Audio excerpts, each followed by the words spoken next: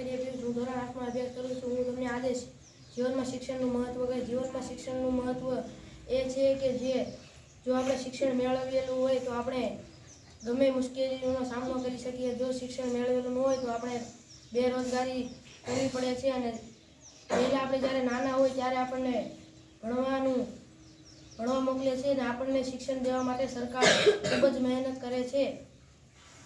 અને જો આપણે શિક્ષણ મેળવવું જ પડે છે।